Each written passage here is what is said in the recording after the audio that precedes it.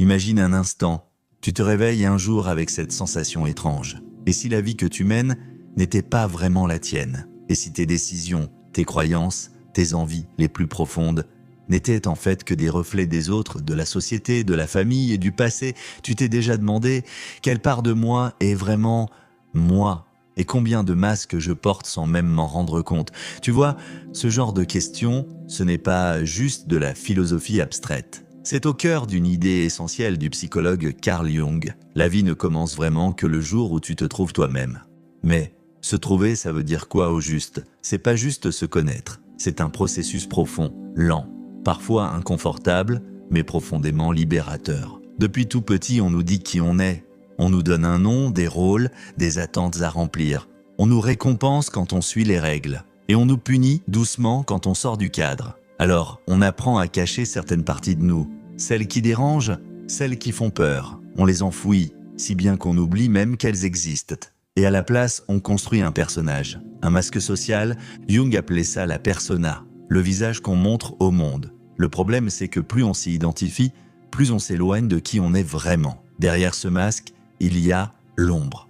L'ombre, c'est tout ce qu'on a rejeté. Nos peurs, nos envies secrètes, nos blessures, nos dons même tous mis de côté.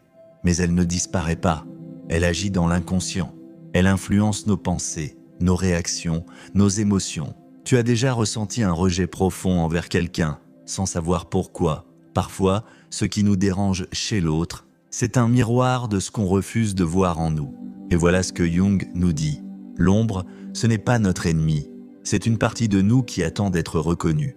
Pas pour la dominer, mais pour l'intégrer, pour redevenir entier.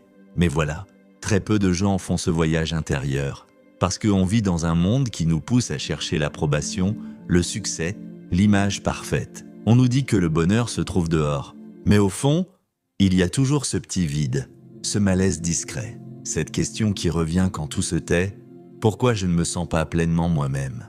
Le monde moderne est bruyant. On court, on scrolle, on remplit chaque silence. Mais le silence, c'est là où tout commence. Parce que dans le silence, on entend enfin cette voix qu'on a trop longtemps ignorée. L'inconscient ne dort jamais. Il nous parle dans les rêves, les intuitions, les émotions incontrôlées. Il nous envoie des signes.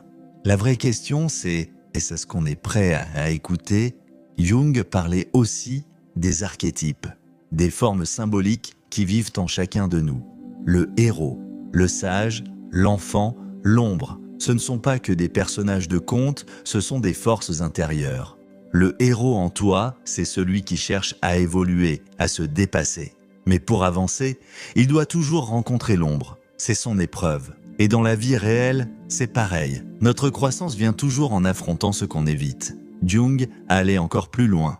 Il disait que dans chaque homme, il y a une énergie féminine, l'anima, et dans chaque femme, une énergie masculine, l'animus. Ce n'est pas une question de genre, c'est un équilibre intérieur. L'anima, c'est l'intuition, la sensibilité, la créativité. L'animus, c'est la structure, l'analyse, l'action. Quand ces énergies sont en guerre, on se sent divisé. Mais quand elles s'unissent, on devient entier. Et voici l'idée la plus puissante de Jung. Tu n'es pas une identité figée. Tu n'es pas ton nom. Tu n'es pas ton histoire. Tu n'es pas ton métier. Ce ne sont que des couches. Mais sous ces couches, il y a un être en mouvement. Un soi profond, vaste, mystérieux. Et si ce que tu croyais être toi n'était en réalité qu'un fragment d'une conscience bien plus grande, alors comment on fait pour se retrouver? D'abord, on arrête de fuir l'inconnu, parce que c'est là que réside la croissance. Dans les zones floues, inconfortables, mystérieuses. Ensuite, on se détache des étiquettes. Tu n'es pas qu'un rôle social. Tu es un être en évolution.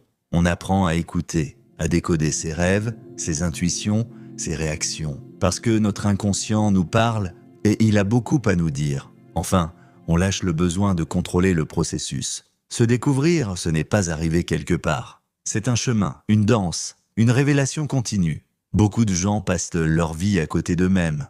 Ils jouent un rôle, ils sourient, ils avancent, mais se sentent vides. Mais toi, tu n'es pas obligé de vivre comme ça. Tu as le droit d'enlever le masque, de faire face à l'ombre et de retrouver ton plein potentiel. Parce que la vie ne commence vraiment que quand tu te retrouves toi-même. Et maintenant, tu sais par où commencer. Mais toi, tu n'es pas obligé de vivre comme ça. Tu as le droit d'enlever le masque de faire face à l'ombre et de retrouver ton plein potentiel. Parce que la vie ne commence vraiment que quand tu te retrouves toi-même. Et maintenant, tu sais par où commencer.